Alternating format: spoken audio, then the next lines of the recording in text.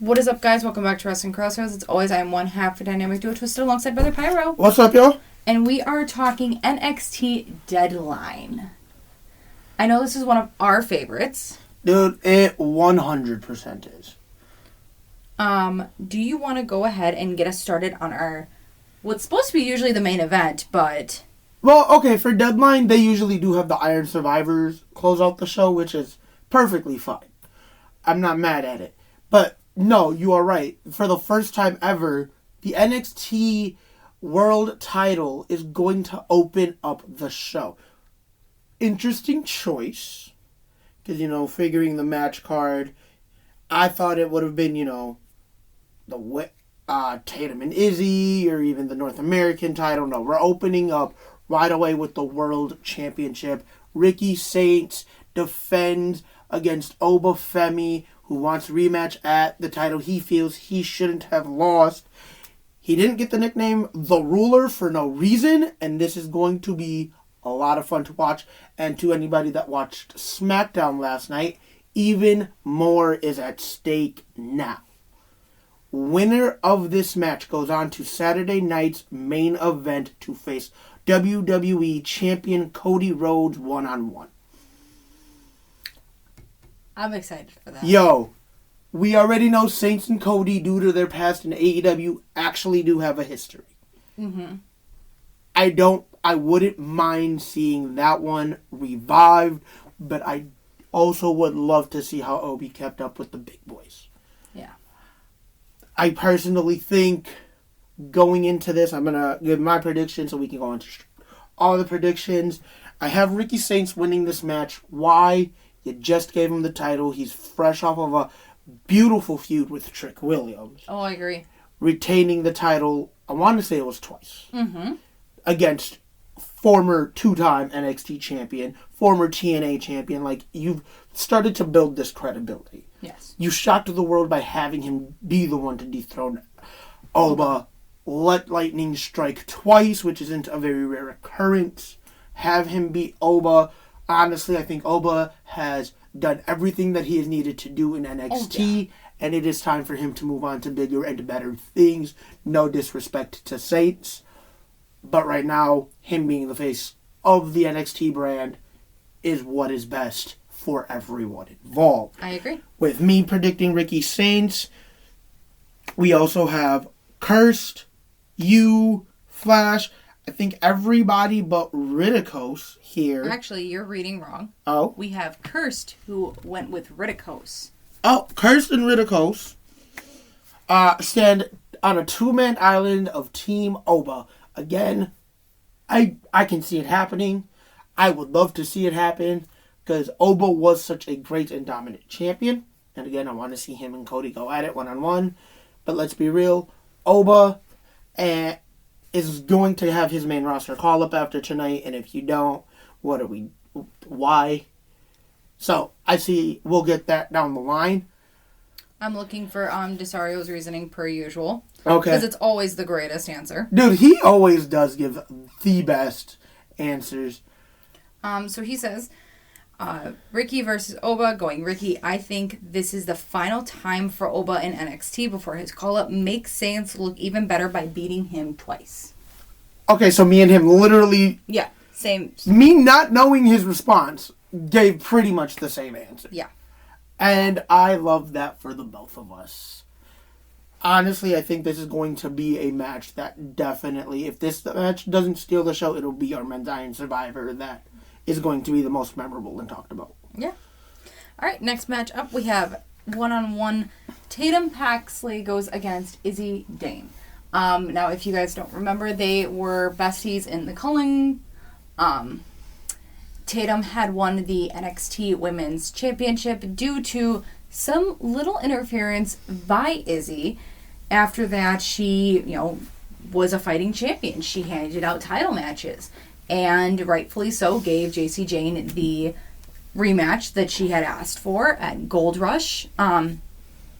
Where Izzi and the rest of the Cullings turned on Tatum Paxley, saying you should have listened to us.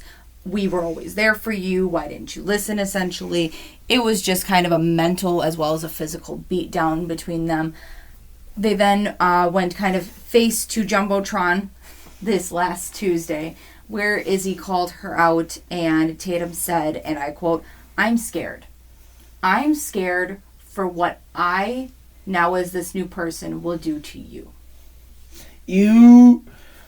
Tatum is definitely one of those people that when she's your best friend, she's your best friend. But you don't cross that chick. Hiya. Yeah, you don't want to cross her. Like, she is definitely capable of some Destruction. She is capable of really messing with your psyche. And I don't think Izzi truly understands what she's about to get herself into tonight. Oh, no. Going into our predictions, we are tipping the scale. Almost all of us going Tatum. We have one in our lovely Hex going Izzi. I'm unsure of the reasoning to going Izzi over Tatum, especially with Hex liking her spooky ladies. Because it throws me off. Yep, I agree. But, however, I diverse and we go into our next match. All right. Women's Iron Survivor. Ruca, Lola Vice, Kelani Jordynne Grace, and WWE Evolve Women's Champion Kendal Grey, all vying for an opportunity at a shot at JCJ and her NXT Women's Championship. No. This is going to be a really fun match. Now, for those of you that this is your first time watching Deadline, here are the rules for Iron Survivor. The duration is 25-minute time limit with the clock counting down. You have 5 single participants to start, and every 5 minutes a new competitor enters until all 5 are in the match. The scoring falls are a pinfall, submission, or disqualification earns the winner a point. There also is a penalty box. The superstar who loses a fall via, again, pinfall, submission, or disqualification must spend 90 seconds in the box before re-entering the match. The superstar with the most points, also known as falls, when the 25-minute clock expires, wins the match and becomes the Iron Survivor. I'm very excited for all of this. I love this concept every year. Oh my god, they need to hurry up and add it to the 2K games. Because, like, I agree. Concept has been around for like 3-4 years. Like 3-4 years. How is it not in the game? And how have we not developed this to the main roster? I thought this is giving me Iron Man match meets the championship scramble concept, which was really, really fun. Because it was literally 5 people. Here's the title on the line. Whoever grabs the pinfall or submission is champion until the next pinfall. And it just kept going. So it created a lot of chaos. Which is how, in the record books, technically the Brian Kendrick is a former WWE champion. All right. Hilarious. But I am really excited. I want to say, Cena handpicked both men and women Iron Survivor participants, which is great because you are having the GOAT. The GOAT of the business, or like the greatest of at least our generation, because depending on which generation you ask and who you ask, there's going to be a different GOAT. Nobody's ever going to agree on the GOAT. No, he is the GOAT. The world of pro wrestling, which is fine. Everybody's entitled to their opinion. Mm-hmm. But having a living legend, one of the top guys, one of the most respectable guys in the pro wrestling industry, hand-pick the participants for a match of such a high caliber, shows he has faith in these women as the future of our business. I agree. And just like he picked the men, and that's a really big sign of faith of these are the guys that are going to take over and run this company for the next 20 plus years. Oh, yeah, definitely. Much like he did. Mm-hmm. Going into our predictions, we're a little all over the place. I chose Soul, as did Cursed and Ridikos. Mm-hmm. Cauldron and yourself are Team Kendal. Why? I will explain after we get through the predictions. Okay. Flash picked Lola Vice, which will be my second option. Dude, Lola Vice should be champion right now. They have done screwed her too many times. Flash picked Lola because of the badonkadonk. That is the only reason he picked Lola. You know what? I ain't mad at that. Alright. I ain't mad at that. And then Desario and Hex went Jordynne Grace. Because, Lord, please do something with her. I have Desario's reasoning pulled up. Let me get to that real quick. So Desario says it has to be Grace, right? How many more times can they fumble with Jordynne this year alone? Give her something, please. We know what she's capable of doing, and carrying a division is what she does. Give her the damn ball. Dude, she didn't get the name the Juggernaut for no reason. And it is because of her ability to perform well in high-stake matchups and carry a division on her back. How do you think she turned into a muscle mommy? Shh. I'm going to agree with Desario. They are fumbling the hell out of this chick. I agree. Make something happen or give her the call-up, because regardless, it's going to happen. Yeah. So the reason I went Kendal Grey is because when looking at this lineup, we have Ruca, who is just coming off of an injury, who lost not one, but 2 titles. Granted, one title wasn't because she messed up. And the other one was because she relinquished, I'm aware. But when going back for said title, it was the injury and Zarya that got in the way. Who's to say Zarya doesn't come and interfere here? Okay, next point up. Lola Vice. They've dropped the ball on this woman so many times, I don't think she's going to get it. Did I not just say... No, I know. She's not going to get the green check mark. I don't see it. They dropped the ball with her here. They dropped the ball with her in AAA right now.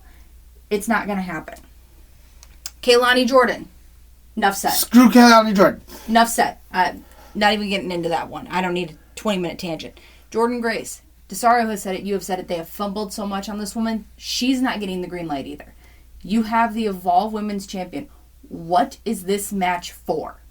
A chance at the NXT Women's title. It is to elevate the new talent. Elevate the new generation. And what is Kendal Grey just coming off of? A win over Lash Legend. Capitalize on that momentum. Compared to all the other women in this match, she has the biggest name right now. Aside from the fact that they're all established, Kendal has the biggest name going into this match. I say it's going to be Kendal. All right, then. All right. Going into our next match, NXT North American Champion Ethan Page defends against Mr. Iguana. Oh, it's a good thing we're not on camera. This came about because Ava had stopped Mr. Page saying, hey, if this title has not been defended since Halloween Havoc, how about we put this title on the line? Ethan, being ever so himself, was like, you know what, I don't really feel that that's necessary. And per true Iguana fashion, Mr. Iguana stole his vehicle, thus giving us this match. Iguana! Not much more to cover on this match. I'm going to go straight into the predictions, where we have everyone going Ethan Page, aside from Flash, who went Mr. Iguana. Of course he did. Flash's exact words, I want to be the odd man out. No one's picked him. Yeah. My exact Now, how mad would he have been if I would have picked him? Because then his logic would have worked. I think Flash knew you well enough to know that you wouldn't pick him. Listen, yeah. You know me. I love my Iguana. I love my Mr. Iguana. I love him. He's great. He's entertaining. He's fun to watch. Connects well with audiences everywhere. But you continue to capitalize on Ethan Page. He's done great work as North American champion. Yep. He's mixed tag champions with Chelsea Green. They are both at the top of their game right now. I mean, me personally, when listening to or reading Desario's prediction, I kind of full-heartedly agree with him. Screw that Iguana. Yeah. He's the one way of those... you feel about Kelani Jordynne is how Desario feels about Iguana. Yep. No. Yeah.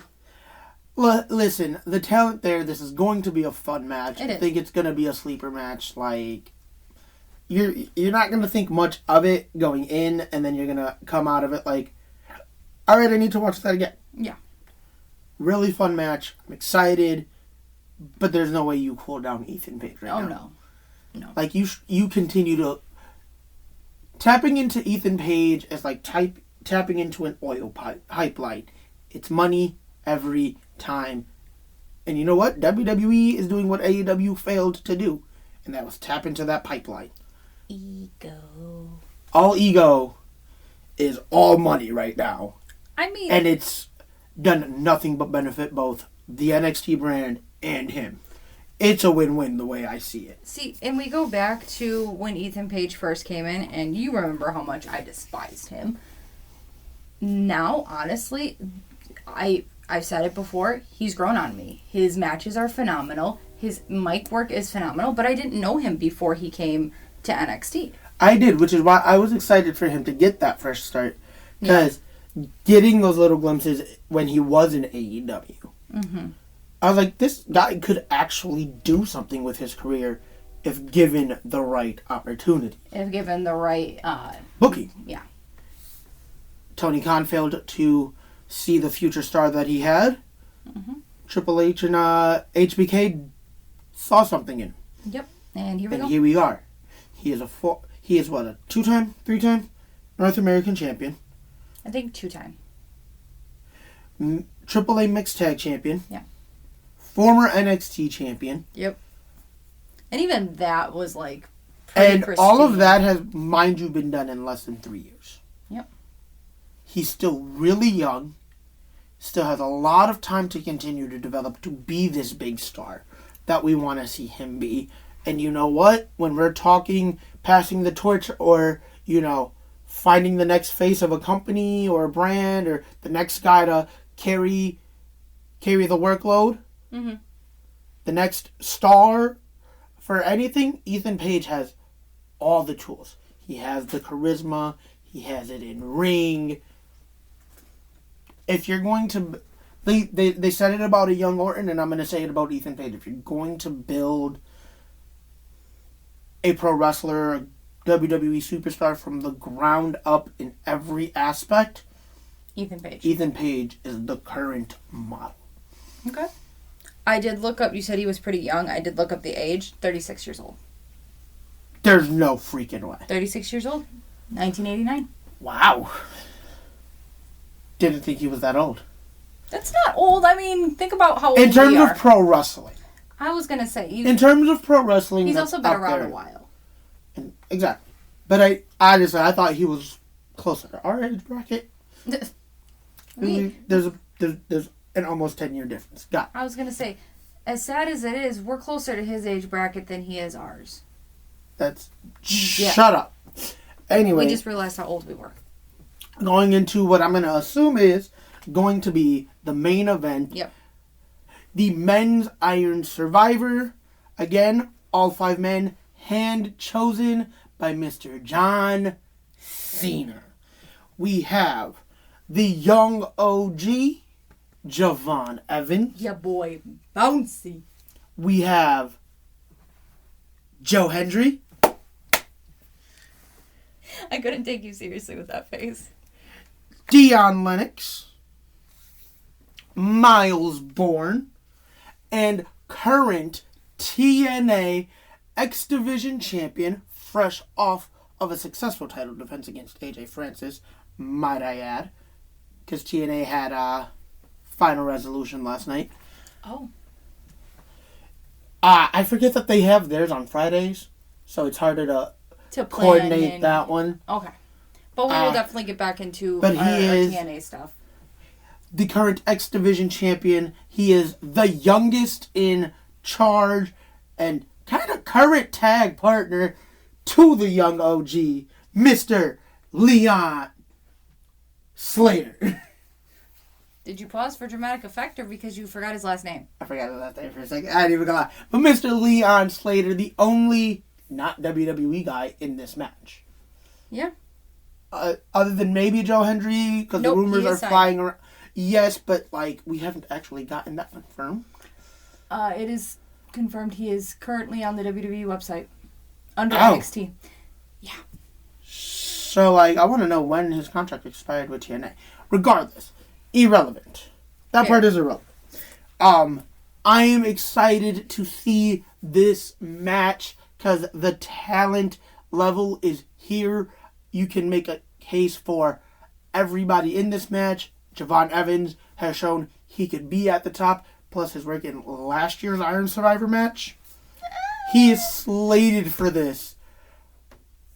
We're not going to talk about the fact that he literally lost by 1 point. By 1 point in the last second. To who of all people? Oba Femi.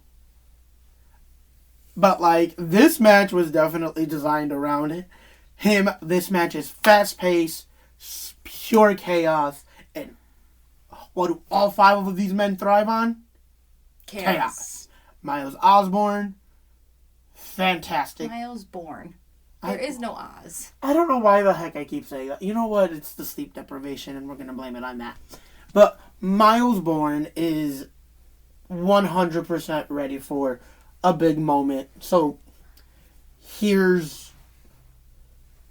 What? What was that? What was that? You'll understand when we get into my predictions. Keep going. Okay. But Miles Bourne, definitely ready for the spotlight.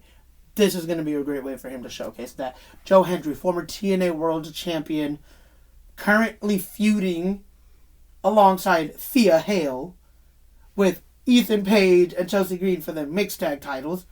I'm excited for that to finally play out. But we know Joe Hendry can carry a promotion because he's done it before. Yeah. Not very long, if I remember correctly, though. It was a decent length. It wasn't like this absolutely like Roman Reigns style title reign. No, but I don't think it surpassed 3 months, did it? Oh, it did. Okay. It did. That just could be me. Again, when I was introduced. Javon Evans, being the young guy that he is, has proven time and time again he can handle the high pressure situations. You already covered Javon. Huh? I know. I had to reiterate. Jump to the other one. Go to Leon. Leon Slater, current X Division champion, super young guy, has all the talent in the world to be the future of anywhere you put him. He's already gotten the stamp of approval from a living legend in his own right in AJ Styles. Yes. After winning that X Division title, he's put on fantastic match after fantastic match. Really happy Cena picked him for this one because I didn't think he was going to go outside of the WWE bubble for it. Dion Lennox. Former Dark State member, and that is news to me. Thank you, Twisted, for catching me up on that one. He's going to have his own stuff to deal with in Dark State because I can't imagine they're too happy that he is like, all right, I'm out. And I feel like that distraction and possible involvement is going to be what cost him. But I do feel like he has the tools to at some point be a big single star if they develop him correctly in the correct manner. All right. Into our predictions, sir. Into the predictions. Of course, you, Flash, Cursed. All right, literally everybody but Desario has gone Javon Evans. I went undecided, and Desario went with Joe Hendry. Why don't you take another look at mine? You are debating between two. I was debating between in this thing. Hence why I went undecided. But I gave names because me and you both couldn't go undecided. Valid. My exact wording when writing this down last night to Flash, 100% word for word, was, I'm picking names to give names because Pyro's going to go undecided. I'm calling it now. Yeah, apparently Flash he didn't think that I was going to go undecided, and sir, eat crow. Yeah, you're wrong. You are between Javon and Miles, on paper. Two very solid choices, though. Yes. Two very solid choices. Let's have them continue to show because they've been in that world title picture before. These two, aside from obviously the current NXT champion and Ricky Saints, has had the ruler's number more times than we can count. Like, let's be real, Javon, having been in that world title picture, almost every match was multi-man. Yes. In a one-on-one match, he's definitely come probably the closest to dethroning him outside of Ricky Saints, who did successfully dethrone him. Miles Bourne gave you that hope in that one match. You 100% changed your attitude about him. Yep. It was... That was the whole new quarter catch crew I didn't need them, they needed me. Alright, I'm gonna say it and you're gonna probably disagree or hate me. It's the Logan Paul effect. Remember, we didn't want Logan Paul around. We were like, he can't cut it. His third match, Roman Reigns, crown jewel. And we were sold on, wow. As much as we hate him as a character and as a human being, he's got what it takes to really be here. And there was just that slight sliver of hope that he was going to be the guy to take. I'm going to correct you on that one. It isn't necessarily the Logan Paul effect. This is you didn't know Miles existed because he was in the shadows with new quarter catch crew until he decided, I want bigger and better things for myself, and stepped outside of there. He put his own name on the line, got that match with Oba, and then you saw the hope and why he didn't need that group. There is no Logan Paul effect for him. This was him putting his own name on the line and him saying, let's go. If I can't hash it, I'm out. And that's what this was for Miles. That's why I'm between, especially these two. But I can make an argument for everybody. I'm excited to see how this works out. I am too. The way this match is going to play out, the contrast in everybody's style is going to be so much fun. It is. I want to know who you think are coming in at 1 and 2. If you're smart, you do my picks. Javon and Miles. Okay. I think Miles is, because Miles did have a match in which he got to determine his own number. I think Miles is going to be smart. He's going to start off this match because you can pick up the most pinfalls. Think about it. You have an opponent that you've just now beaten down. Now here's another opponent. How quickly do you get them paused? It's a roll-up pin. Correct, 1, 2, but we've also seen in the past that having that early advantage of being in and being able to try to gain as many pinfalls because you're in so early isn't always what works best. Think about it. Last year, Oba Femi. Or was that 2 years ago? I think he was last year. What happened? He came in... The biggest dude in the group. No. Size not mattering. Because, alright, cool. Let's look at Trick Williams a couple years ago. When they debuted this thing. He came in at like number 3 or 4. Picked up the win for his Iron Survivor. I mean, could they put Grayson Waller came in. That's a name nobody really cares about anymore. Dude. He ended up with... I think he won the first Iron Survivor. He did. But he came in at like number 4. And just picked up... He came in late match. And being the healthiest competitor is usually what's on your side. Oba Femi came in dead last year and picked up 3 falls in 45 freaking seconds. Your being in early isn't necessarily the advantage you think it is. Okay.